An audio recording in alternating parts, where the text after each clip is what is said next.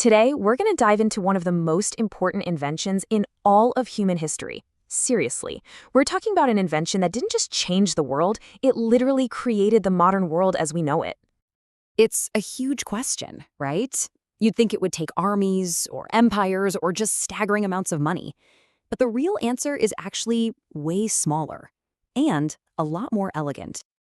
And that simple, powerful idea is the key to understanding the whole incredible story of the printing press. To really get just how big of a deal this was, we first have to picture the world before it. A world where information moved at the speed of, well, a single human hand. Back in the Middle Ages, books were these unbelievably rare treasures. I mean, every single one had to be painstakingly copied by a scribe, usually a monk, letter by letter. Just imagine, a single Bible could take up to 3 years to produce. This made knowledge a luxury item, you know? It was locked away, controlled by the church and the super wealthy elites. For pretty much everyone else, the written word was a complete mystery. And this comparison really just lays it all out. On one hand, you've got a single scribe who might finish one Bible in 3 years, a Bible that's probably got a few human errors in it. On the other hand, in that exact same amount of time, a printing press could crank out 180 standardized identical copies. This wasn't just an improvement, it was a total paradigm shift. We're talking about going from extreme scarcity to sudden, shocking abundance. But here's the thing. The world was getting hungry for a change. The Renaissance was sparking all this new curiosity. A growing middle class was eager to get its hands on information, and paper had become way more affordable than old-school parchment. So the demand was there. It was boiling up. All that was missing was the technology to meet it. And that's where our guy comes in. But here's the crucial thing to understand. Johannes Gutenberg didn't just invent a machine. No, he invented an entire system. Gutenberg was a craftsman, a goldsmith from Mainz, Germany. And that background was everything. He understood metals, he knew precision work.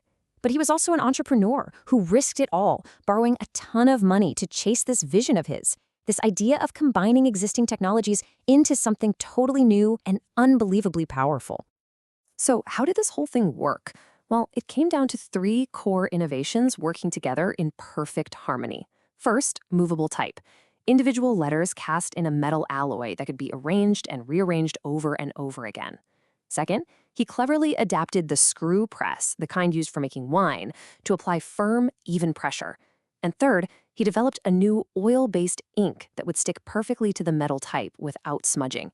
It was this combination that was the true genius.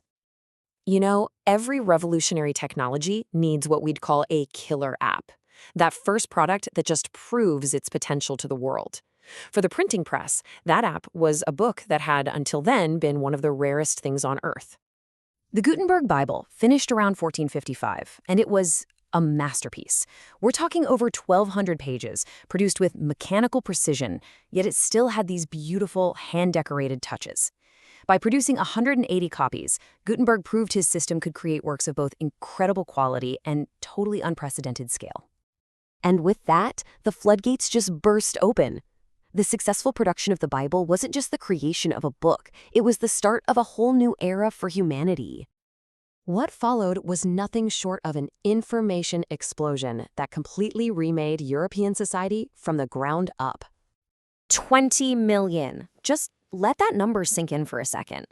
That's the estimated number of books printed in Europe by the year 1500. We're talking less than 50 years after Gutenberg's Bible. It is an absolutely staggering figure, especially when you remember there were only thousands before. But the growth was just astronomical. I mean, look at this. We go from a few thousand hand-copied manuscripts before 1450 to 20 million books just a few decades later, and by 1600, 150 million. Information was spreading like wildfire. And the consequences of this were profound. As books became cheaper and way more available, literacy just skyrocketed. For the very first time in history, a reading public was born. Suddenly, people could share and debate ideas with others hundreds of miles away, and that completely changed the nature of society.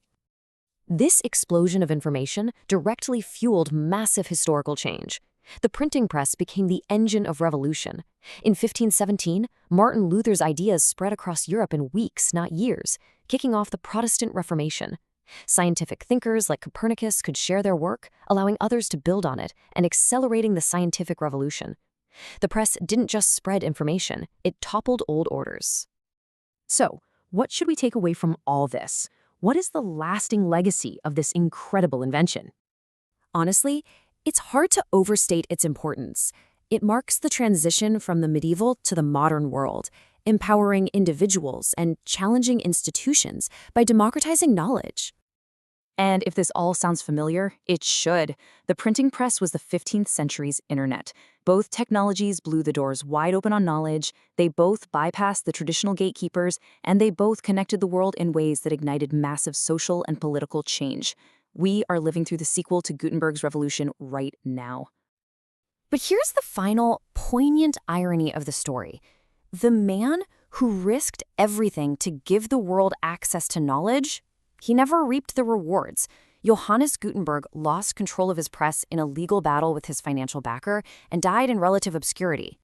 So that leaves us with a question to think about. We see clearly how Gutenberg's invention shaped the last 500 years of history. What will be the ultimate legacy of our own information revolution? What world are we building, one click at a time?